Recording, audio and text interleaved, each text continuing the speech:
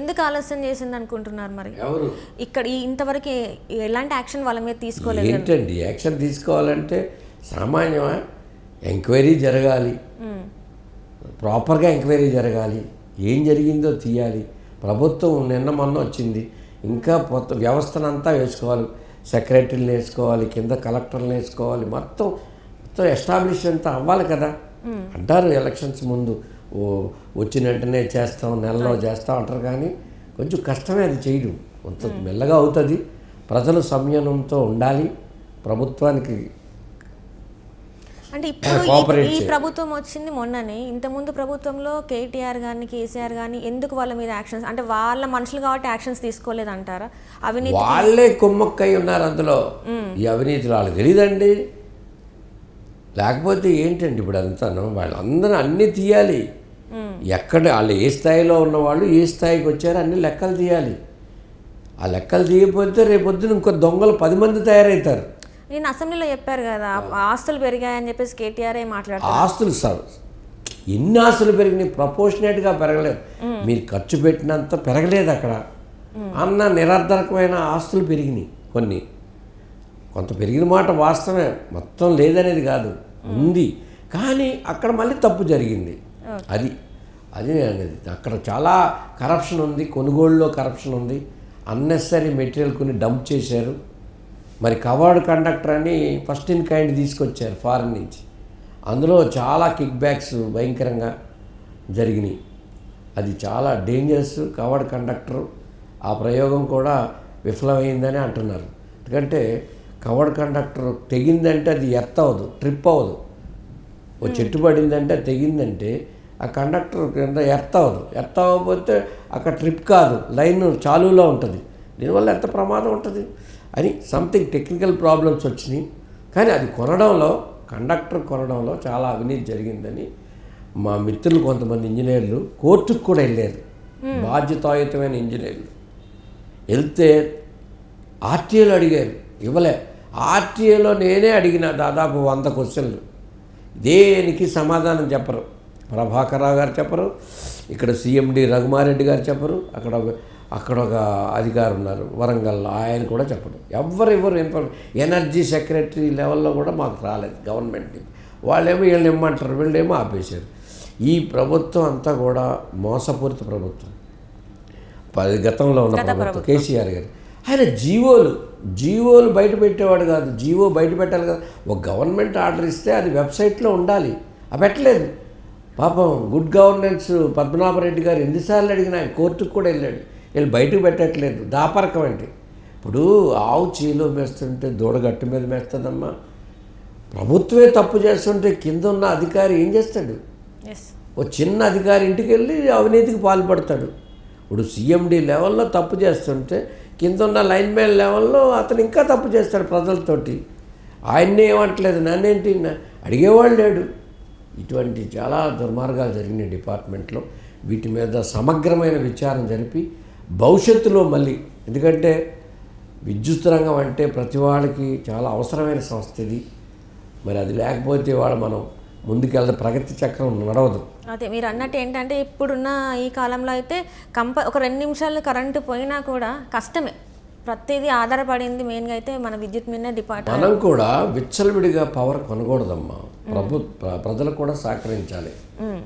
ఇప్పుడు ఏంటంటే కేసీఆర్ గారు ఎప్పుడో కిరణ్ కుమార్ రెడ్డి గారు ఈ అంధకారం అయిపోతుంది తెలంగాణ అన్నాడని దాన్ని ఒక స్లోగన్గా తీసుకున్నారు. ఆయన తీసుకొని అయ్యో తెలంగాణ అంతా మనం ఏం చేసినా సరే మన ఇంట్లో కూడా మన ఆదాయం ఎంతో చూసుకొని ఖర్చు పెట్టాలి. కానీ ఏదో గొప్పలకు పోయి పక్కింటోడు ఏమో అనుకుంటాడని రోజు మనం ఖర్చులు పెడుతుంటే, అప్పులు చేస్తుంటే ఏమవుతుంది, ఒక రోజు జప్తు అవుతుంది కట్టకపోతే. ఇప్పుడు అదే పరిస్థితి. వీళ్ళు తెచ్చిన అప్పుల మీద డబ్బు కట్టాలి, ఈ డిపార్ట్మెంట్ మళ్ళీ నడపాలి. వాళ్ళకంటే బాధ్యత లేదు, ఇష్టం వచ్చినట్టు ముబ్బుడుగా అప్పులు తెచ్చారు. మీకు తెలుసు రోజు పేపర్లు వస్తుంది ఎన్ని లక్షల కోట్లు. ఏదన్నా అంటే అప్పు పెట్టకుండా అభివృద్ధి ఎలా జరుగుతుంది అంటారు. కరెక్టే, కానీ ఎంతవరకు నీ స్తోమత ఎంత, నీ రీపేమెంట్ ఎంత, నువ్వేం చేయాలి? ప్రజల మీద భారం వేస్తే సామాన్యుని భరించలేడు. ఇటువంటి పరిస్థితుల్లో ఆలోచించుకొని చేయాలి. అసలు మిస్టేక్స్ చెప్పాలంటే గంటలు కూడా చెప్పొచ్చు. వీళ్ళు ఈఆర్సీకి ఏఆర్ఆర్ ప్రతి ఏడాది సబ్మిట్ చేయాలి. మా ఆదాయం ఇంత, ఖర్చు ఇంత, మా నష్టాలు ఇంత, మా లాభం ఇంత అని 3 ఏళ్ళ పాటు అసలు ఈ ఈఆర్సీ ఎలక్ట్రిసిటీ రెగ్యులేటర్ కమిషన్ ఉందా లేదా కూడా తెలియదు. వాళ్ళు అడగరు, వీళ్ళు ఎవరు. ప్రజలకి, వినియోగదారులకి, గవర్నమెంట్కి, సంస్థకి మధ్యని రెగ్యులేటరీ కమిషన్ ఉంది. ఈ రెగ్యులేటరీ కమిషన్లన్నీ ఇలాంటి కేసీఆర్ గారు లాంటి నాయకత్వంలో ఇవన్నీ సరిగ్గా పనిచేయట్లేదని కేంద్ర ప్రభుత్వం ఒక యాక్ట్ తీసుకొచ్చింది. రిటైర్డ్ సుప్రీంకోర్టు జడ్జి ఉండాలి రెగ్యులేటరీ కమిషన్ కానీ అది కూడా అక్కడ కూడా ఇంప్లిమెంట్ కాలేదు ఇంకా. అది అటువంటిది మన ఇక్కడ ఎలక్ట్రిసిటీ రెగ్యులేటరీ కమిషన్కి ఆయన తెలంగాణ ఉద్యమంలో పాల్గొన్నారని ఆ లాయర్ గారిని, ఆయన నాంపల్లి కోర్టులో లాయర్ అట, మరి ఆయన సీనియర్ లాయర్ కూడా కాదని విన్నాను నేను. ఆయన తెచ్చి వేసేసినారు అంతే. ఇప్పుడు తెలంగాణ అంటే ఓకే మనదే, కానీ నడిపించే నాయకులు సరిగ్గా పెట్టకపోతే సంస్థలన్నీ కూడా భ్రష్టు పట్టుకుపోతాయి. అది గుర్తించాలి తెలివైన 80,000 పుస్తకాలు చదివిన కేసీఆర్ గారు. ఏమంటారమ్మా? సో నెక్స్ట్ క్వశ్చన్, ఇప్పుడు మన తెలంగాణ విద్యుత్ శాఖకి IAS ఆఫీసర్గా మన సయ్యద్ రిజ్వీ గారిని నియమించారు. సో దీనివల్ల గతంలో జరిగినవి ఏవైనా కూడా బయటకు వచ్చే అవకాశం ఉందంటారా? తప్పకుండా. సార్ గతంలో రిజ్వీ సార్ గతంలో డిపార్ట్మెంట్లో పనిచేశారు. అదే 13-14లో పనిచేశారు. యాక్చువల్గా విభజన టైంలో వారు ఉన్నారు, వారికి అన్నీ తెలుసు. ఇక్కడ వారిని ఎంచుకోవడంలోనే గవర్నమెంట్ చాలా చాకచక్యంగా మంచి నిర్ణయం తీసుకుంది. అంటే ఇప్పుడు అందుబాటులో ఉన్న ఆఫీసర్లో వారు అనుభవజ్ఞులు, ఎలక్ట్రిసిటీ రంగం మీద పూర్తి అవగాహన ఉంది, వారిని తీసుకొచ్చారు కాబట్టి తప్పకుండా ఇవన్నీ కూడా బయటకు వస్తాయి. అందులోని ఆయన చాలా నిప్పు, ఈ స్కామ్లన్నీ బయటకు వచ్చే అవకాశం అన్నీ వస్తాయి. దానికి బాధ్యులందరినీ కూడా ప్రభుత్వం గట్టిగా చూసి వాళ్ళకు మన రాజకీయ నాయకులే అనేసి క్షమించకుండా తీసుకెళ్ళి లోపలేస్తే రేపొద్దున మళ్ళీ ఇంకెవడో తప్పు చేయకుండా ఉంటాడు. సార్ అట్లనే నిన్న ఏదైతే అసెంబ్లీలో మీరు చీఫ్ మినిస్టర్ని కలవడం జరిగింది, రేవంత్ రెడ్డి గారిని కలవడం జరిగింది. సో ఆ టైంలో మీరు ఏమైనా నివేదికలు ఇచ్చిన దాఖలాలు ఏమైనా ఉన్నాయా సార్? మా నివేదికలు ఆల్రెడీ డిపార్ట్మెంట్కి మా పద్ధతిలో మేము పంపించామండి. మాకు తెలిసిన విషయాలు మా ఫ్రెండ్స్ చాలామంది ఇచ్చారు గవర్నమెంట్కి. వారి దగ్గర అన్నీ ఉన్నాయి, డేటా అంతా ఉంది. నిన్న కలిసినప్పుడు మేము మేనిఫెస్టోలో ఉన్నవన్నీ కూడా తొందర చేయండి సార్ అని మేము కృష్ణయ్య గారి నాయకత్వంలో వెళ్ళినప్పుడు కలిసినప్పుడు కొన్ని డిమాండ్స్ ఉంటే అవన్నీ కూడా వారికి గుర్తు చేయడం జరిగింది. అవి తప్పకుండా అవన్నీ తక్షణం చేస్తా అన్నారు, అన్నీ పరిశీలించి స్పీడ్గా చేస్తా అన్నారు. సార్ అట్లనే ఇప్పుడు ఏంటంటే గతంలో ఏవైతే స్కామ్లు ఉన్నాయి కదా, సో అవి ఇప్పుడు బయటకు వచ్చే అవకాశాలు ఏమైనా ఉన్నాయా? తప్పకుండా అమ్మా, అన్నీ తీస్తారనే హోప్ ఉంది నాకు. ప్రతి విషయం, విద్యుత్ కొనుగోలులో జరిగిన అవకతవకలు, అలాగే డిపార్ట్మెంట్లో ఎంప్లాయీస్ మధ్య వివాదాలు రేకెత్తించి ఆంధ్ర వాళ్ళని తెలంగాణ వాళ్ళని ఇట్లాగా డివైడ్ అండ్ రూల్ చేస్తూ, అలాగే అందరు ఎంప్లాయీస్కి కూడా ప్రమోషన్లు అవన్నీ డినై చేస్తూ, వాళ్ళందరూ కోర్టుకి వెళ్ళేటట్టు చేస్తూ రకరకాలు, ఇంకా అసలు చెప్పనలవే కాదు. అంటే దీనివల్ల అరెస్టులు తప్పవంటారా? అంటే ఖచ్చితంగా ఎలా చేశారు, ఎంత దుర్మార్గాలంటే ఆంధ్ర ఉద్యోగుల్లో కొంతమంది ప్రెగ్నెంట్ లేడీస్ ఉన్నారు, వాళ్ళని కూడా తీసుకెళ్ళి గద్వాల లేకపోతే ఆదిలాబాదు ఇలాగ మారుమూల గ్రామాలకి, నేను దీని విషయంలో ప్రెసిడెంట్ ఆఫ్ ఇండియాకి కూడా కంప్లైంట్ చేశాను ఢిల్లీ పోయి. ఎందుకంటే ఈ ప్రభుత్వం మీద ఎక్కడ చేయాలి నేను కంప్లైంట్? వెళ్ళి అక్కడ చేసి ఎక్కడ ఇచ్చాను. అప్పుడు నరసింహం గారు ఉండేవారు గవర్నర్ గారు, అది ఏం పెద్ద చర్యలు తీసుకోలేదు, ఆయన చూస్తూ ఉన్నారు. నేను వెళ్ళి ప్రెసిడెంట్ ఆఫ్ ఇండియాకి ఇచ్చి వచ్చిన రామ్నాథ్ కోవింద్ గారికి. ఈ లేడీ ఎంప్లాయీస్ అని కూడా చూడకుండా కేవలం ఆంధ్రాలో పుట్టారనే కారణంతో తీసుకెళ్ళి వాళ్ళందరినీ కూడా ఊరికి దూరంగా, పాపం వాళ్ళ ఎంప్లాయ్మెంట్ ఉంటారు, వాళ్ళ భర్తలు సిటీలో ఏ సాఫ్ట్వేరో వేరే ఉద్యోగాలు చేస్తూ ఉంటారు. వీళ్ళు ఆల్ ద వే అంత దూరం వెళ్ళాలంటే ఎలా అమ్మా? అంతే సార్. మన తరంలో లేడీస్కి ఎంత కష్టమవుతుంది, అంత కర్కశంగా వ్యవహరించింది మేనేజ్మెంట్. దీనికి బాధ్యులు రఘుమారెడ్డి గారు, ఆయన అనుచరులు, అలాగే ఇక్కడ ప్రభాకర్ రావు గారు వాళ్ళ అనుచరులు, వీళ్ళందరినీ తీవ్రంగా శిక్షించాలి. ఎంప్లాయీస్ని చానాళ్ళు రోడ్డు కూర్చోబెట్టి జీతాలు ఇచ్చారు. దానివల్ల 10,000 దగ్గర 2,000 3,000 కోట్లు అన్నెసరీ వాళ్ళ వల్ల అవుట్పుట్ లేకపోవడం వల్ల అదొక 10,000 కోట్లు నష్టం పనిచేయించకపోవడం వల్ల. కేవలం ఇదంతా ఏంటంటే అల్లకల్లోలం సృష్టిస్తే ఈ అల్లకల్లోలంలో వాళ్ళు సర్దేసుకోవచ్చు అన్నిని. అవినీతి చేయించనే కారణంతో అల్లకల్లోలం సృష్టించారు. అక్కడ అసలు ఏ గొడవ లేదు. సుప్రీంకోర్టు అంతా చెప్పింది ఆఖరికి పంపకాలు ఎలా చేసుకోండి అని. ఉట్టినే తేల్చేసింది. కానీ 4.5 సంవత్సరాలు ఎంప్లాయీస్ వాళ్ళ కష్టమంతా డబ్బు కూడగట్టుకొని సుప్రీంకోర్టు దాకా వెళ్ళాల్సి వచ్చింది. ఎంప్లాయీస్కి ఇట్లా చేశారు. ఆంధ్ర ఎంప్లాయీస్కి. ఈ తెలంగాణ ఎంప్లాయీస్లో కొంతమందిని తయారు చేశారు. వాళ్ళందరూ కూడా వీళ్ళందరినీ రెచ్చగొట్టడం. వీళ్ళు వెళ్ళిపోతే మీకు ప్రమోషన్లు వస్తాయి. ఉట్టినే ఎవరు వెళ్ళిపోతారు, ఎందుకు వెళ్ళిపోతారు? ఓసారి ఉద్యోగంలోకి వచ్చిన తర్వాత ఎవరు వెళ్ళిపోతారమ్మా? ఏమైనా అవుతుందా? ఇప్పుడు పెళ్ళయింది, భార్యాభర్తలు విడాకులు తీసుకుంటేనే బోళంత మనోవర్తి ఇవ్వాలి, బోళంత కథ, మంచి చెడ్డ చాలా ఉంటుంది. ఇదేంది ఒక ఎంప్లాయీ అతను ఒక అగ్రిమెంట్ అయిన తర్వాత ఒక సంస్థలోకి వచ్చిన తర్వాత ఏదో వింతగా ఒక అర్ధరాత్రి పూట జూన్ 10th వెళ్ళిపోండి, ఆంధ్ర వెళ్ళిపోండి, మీరు అక్కడ పుట్టారంటే అసలు ఆయన అసలు ఆఫీస్ అదిగో ఇదే బీకామ్ అంటాను నేను. అందుకే బీకామ్ అంటాను. అడ్మినిస్ట్రేటివ్ స్కిల్స్ లేవు నిజంగా. వీళ్ళందరినీ ఇంకా పెద్ద పదాలు వాడితే మాత్రం ఒక మర్చిపోయాను, గుర్తొచ్చింది. దాదాపు 10 నుంచి 15 మంది చనిపోయారండి. దుర్గా మల్లేశ్వరరావు అనుకుంటా, ఆయనకి హార్ట్ అటాక్ వచ్చి చనిపోయాడు. మంచి ఇంజనీర్ ఆయన, మొదటి తరంలో ఇంజనీర్ అయిన మనిషి. అలాగే ఒక జనార్దన్ రెడ్డి అని ఆయన, నాకు తెలిసిన సమాచారం ప్రకారం అయితే ఆయన ఆత్మహత్య చేసుకున్నాడు ట్రాన్స్కోలో. ఇట్లా దాదాపు 15 మంది దాకా అనారోగ్యంతో వాళ్ళకి మెడికల్ ఫెసిలిటీలు కూడా డిపార్ట్మెంట్ ఇవ్వలేదు కొన్నాళ్ళు. అలా చనిపోయి వీళ్ళందరూ ఉసురు మాత్రం ఈ ప్రభాకర్ రావు గారు, ఇప్పుడున్న మేనేజ్మెంట్లో ఉన్న డైరెక్టర్లు అందరూ వాళ్ళు ఉసురు పోసుకొని, మరి నిజంగా ఉంటే భగవంతుడు అనేవాడు ఉంటే వాళ్ళకి మాత్రం పెద్ద శిక్ష వేస్తాడమ్మా. చాలా దుర్మార్గాలు చేశారు. ఇవన్నీ కూడా ప్రస్తుత ప్రభుత్వం పూర్తి ఎంక్వైరీ చేసి అందరికీ న్యాయం చేస్తుందని నేను భావిస్తున్నాను. ఇది చాలా సంచలనంగా నేను చెప్తున్నాను. చాలామంది చనిపోయారు ఆంధ్ర ఉద్యోగులు. కొంతమంది అవమానం భరించలేక అప్పటి వరకు ఒక ఇల్లు కొనుక్కుంటాడు, రోజు ఈఎంఐలు కట్టాలి. ఎక్కడి నుంచి కడతాడు? నువ్వు జీతం ఇవ్వకపోతే 8 నెలలు జీతం ఇవ్వలే.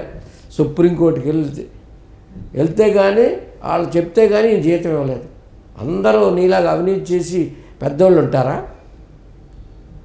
ఆస్తులు అమ్ముకొని, ఇళ్ళు అమ్ముకొని, బయటపడి రోడ్ల మీద పడి పిచ్చోళ్ళ తిరిగేవాళ్ళు. అక్కడ వీళ్ళందరినీ తీసుకెళ్ళి ఒక రూమ్లో కూర్చోబెట్టి పొద్దున్నుంచి సాయంత్రం దాకా బందికాన, ఒక చిన్న కుర్చీ వేసి ఇలా కూర్చో అంతే, బయటికి వెళ్తే లేదు. ఎన్ని అన్యాయాలు చేశారంటే అన్ని అన్యాయాలు చేశారు వీళ్ళు.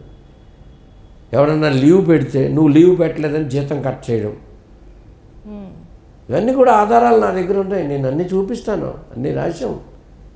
ఒక చీఫ్ ఇంజనీర్ హెచ్ఆర్డీలో లోలియా నాయక్ అని ఉండేవాడు. ఒకరోజు మా అత్తగారికి ఒంట్లో బాగోపోతే నేను వైజాగ్ వెళ్ళేటప్పుడు ఏం చేశాను, లీవ్ అప్లికేషన్ ఆయనకి ఇచ్చా.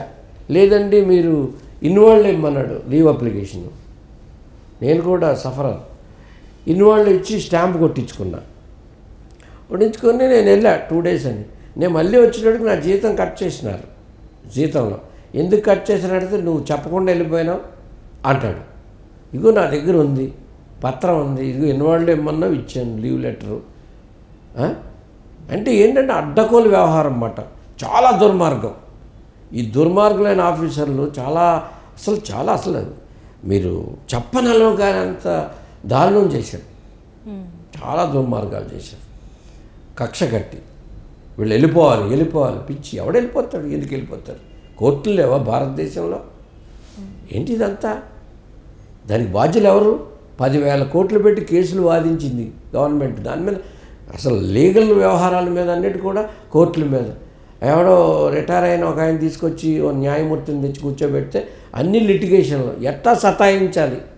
ఒక ఎస్ఎల్ఏకి అయితే దాదాపు ఎన్నో కోట్లు ఇచ్చారట ఒక్క ఆయనకే. ఇవన్నీ విచారణ చేయాలి. ఇదంతా గవర్నమెంట్కి వెళ్తుంది మీ ఛానల్ ద్వారా. గవర్నమెంట్ సుమోటోగా తీసుకొని ఎంక్వైరీ చేయాలి. మేమేం తప్పు చెప్తే మా మీద యాక్షన్ తీసుకోండి. నేను పెన్షనర్ని, ఐఎమ్ రెడీ టు హెల్ప్. ప్రతి విషయాన్ని మేము చెప్తాం. దుర్మార్గం సుప్రీంకోర్టులో మేము ఒక్క లాయర్ని పట్టుకుని వెళ్ళేవాళ్ళం. వాళ్ళు 17-18 మంది లాయర్లు వచ్చేవాళ్ళు. ఆ జడ్జి గారిని కన్ఫ్యూజ్ చేసి వాయిదా వేయించేవాళ్ళు. నేను ప్రతి వాయిదాకి నేను వెళ్ళేవాడిని. ఇక్కడి నుంచి ఇక్కడ జీతాలు లేవు, ఏమీ లేవు, మేము అన్ని నగలు అన్నీ అమ్ముకొని వెళ్ళి అక్కడ ఆ డబ్బుతో వెళ్ళి అక్కడ కేసులు వాదించడం. మానవత్వం లేదండి వీళ్ళకి. అమానుషంగా ప్రవర్తించారు ప్రభాకర్ రావు అండ్ అదర్స్, ఈ మేనేజ్మెంట్ అంతా కూడా. దీని మీద పూర్తి ఎంక్వైరీ జరగాలి. అప్పుడున్న ఆంధ్ర పాలకులు కూడా మమ్మల్ని కాపాడలేకపోయారు. అది కూడా అన్యాయం జరిగింది. వాళ్ళకున్న ప్రాబ్లమ్స్ ఏంటో మాకు తెలియదు.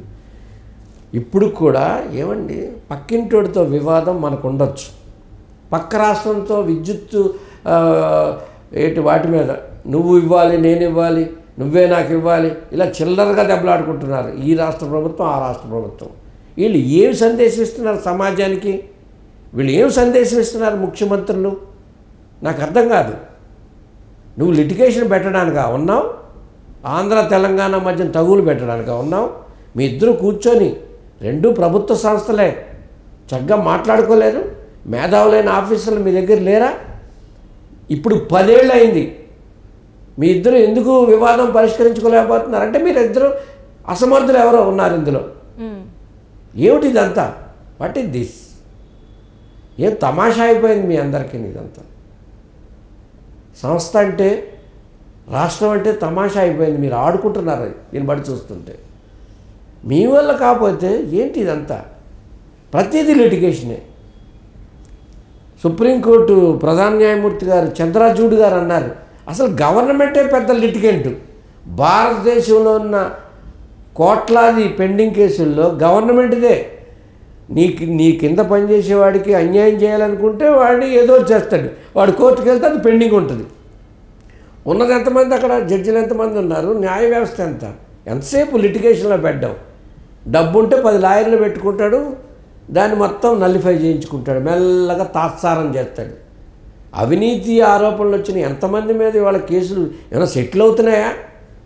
నేను లేస్తే మగోడిని కాదంట సుప్రీంకోర్టు. ఎక్కడ ఏం జరుగుతుంది న్యాయ వ్యవస్థ?